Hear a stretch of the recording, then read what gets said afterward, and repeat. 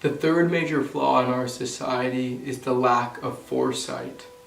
I don't want us to be the world that when the last World War II veteran dies, it suddenly dawns on people, wow, I wish I talked to my grandpa more. I should have recorded him. Gosh, I wish I went to that senior home and listened to the residents about what life was like during the Great Depression and during World War II. I really wish I didn't just shrug off what my elderly neighbor was telling me, but I should have paid attention to what he was really trying to say. A lot of would've, should've, could've's, but the fact is, after they're gone, they're gone. We need to think about what we can do for the veterans that are here and how to learn from them right now. We shouldn't have to wait for an obituary to learn about the most heroic and amazing men who fought in World War II. We should be able to learn from them while they're still with us and be able to celebrate their lives while we can still interact with them and look them in their eyes. Because nothing's more meaningful than sitting down with one of these veterans, looking them eye to eye, and hearing about everything that they had to endure, day in and day out, for years on end, for all of us to have a chance at life today. It's the worst feeling learning about someone after they're dead. Because it's before they die that you want them to know how much they mean to you, and how grateful you are for their sacrifices. I've done the math. If the world wanted to, we could interview every single World War II veteran in 2 weeks. We have the manpower, the know-how, and the technology. There's literally nothing stopping us except our unwillingness to learn from these heroes. If we do not act now, this will be one of the greatest opportunities ever missed. We have these heroes right now in our presence. We must go and seek their wisdom and knowledge while they're still among us, not after they're dead. If a Civil War veteran suddenly came back to life from the grave, all the world's media would be hounding him, begging for an interview, using the nicest equipment and the fanciest cameras. And what boggles my mind is we have this opportunity with the World War II veterans.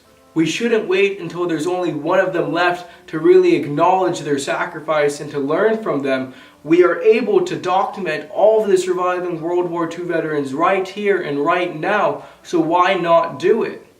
What you need to understand is that documenting and recording these veterans is so important, because once they die, every single second of footage becomes worth its weight in gold, not only to their families, but also to the historical community at large.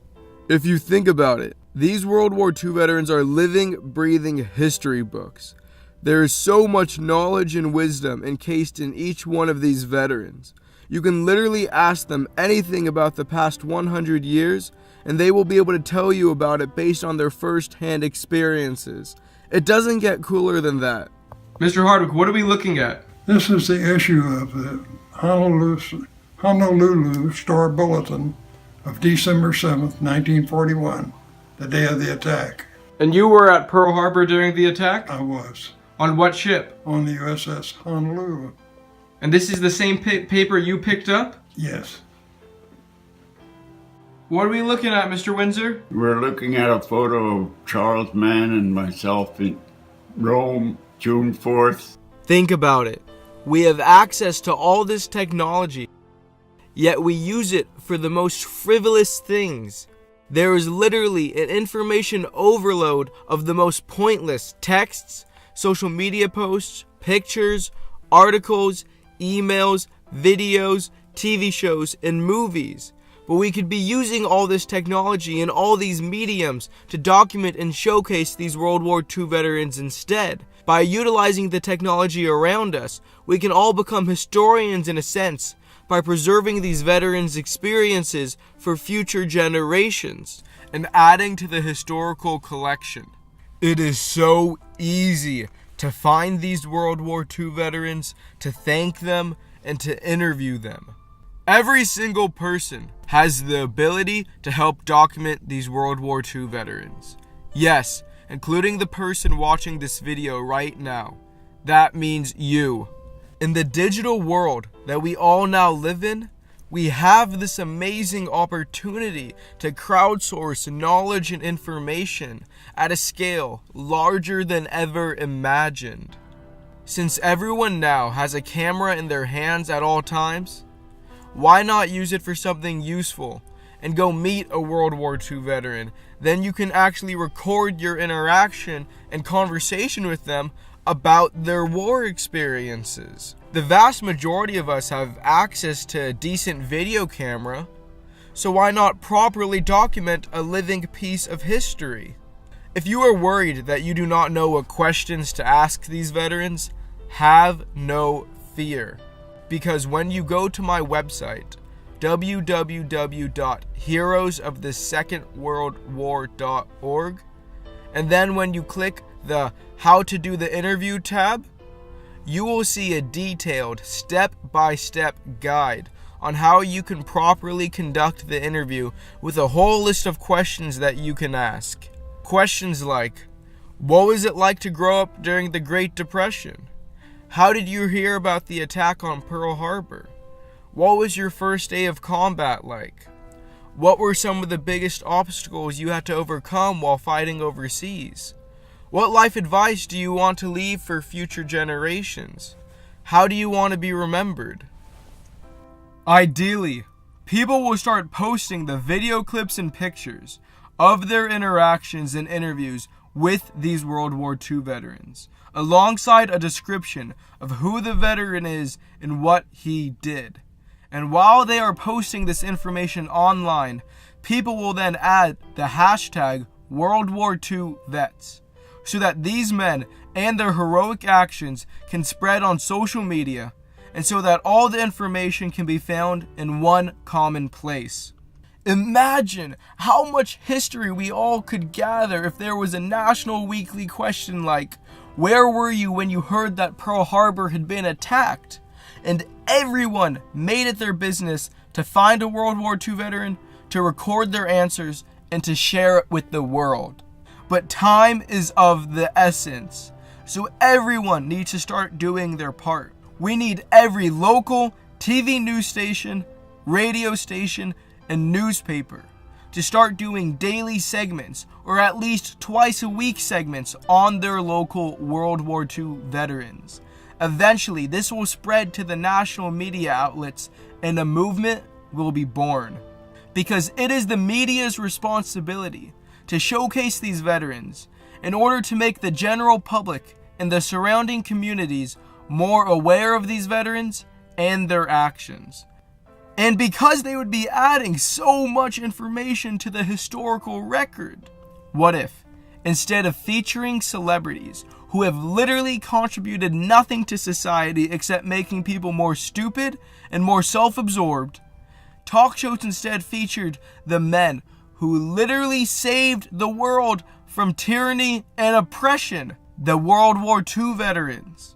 These narcissistic celebrities are not who we should be paying attention to and idolizing. We should be paying attention to and idolizing the men who literally gave us an opportunity to live a life today. The men who literally saved the world. The World War II veterans. At the very least, these men deserve their 15 minutes of fame. Not just on Veterans Day, but every single day. By crowdsourcing information about these veterans that we can each very easily gather, we will be able to paint a much more detailed picture of who these veterans were and what they truly went through. Every single picture, every single video, and every single article about these World War II veterans will add up. No matter how small or how large, it will add up. And eventually, we will be able to create this beautiful composite image of the World War II generation, of what it was like to grow up in the thick of the Great Depression, of what it was like to see their country being attacked in the 9/11 of their time at Pearl Harbor, of what it was like to fight in the worst war in human history, seeing their best friends getting killed in front of them and having to kill other people themselves, and what it was like to come home after 4 or 5 years of war and still create the pillars of our modern day society and put man on the moon. We have never been more prepared or more fully able to document an entire generation, but we are doing nothing compared to what we should be doing. If we do not act now, we will regret it as long as humanity lives on Earth. Don't you understand that the information that you can collect and gather about the World War II veterans right now will be invaluable for future generations? The information that you contribute today will be used as primary source material in just a few years from now. In 200 years from now, people will still be studying and researching the things that you contributed to the historical record concerning the World War II veterans and World War II.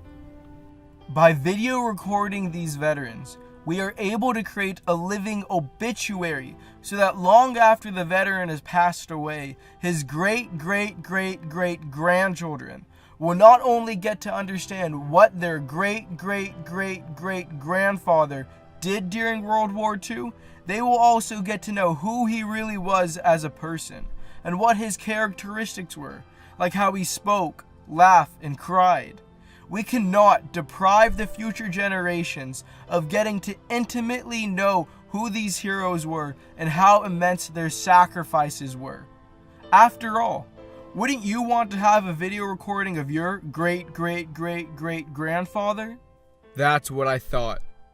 You have no excuse not to go out and interview these World War II veterans. If they were not too busy to fight and die for you, you are not too busy to learn from them and to document them. These veterans have given us everything. It is not too much to ask for us to just show them a little bit of appreciation, respect, and gratitude for their sacrifices. Please join me and learn from these heroes firsthand. Don't wait until they're all dead.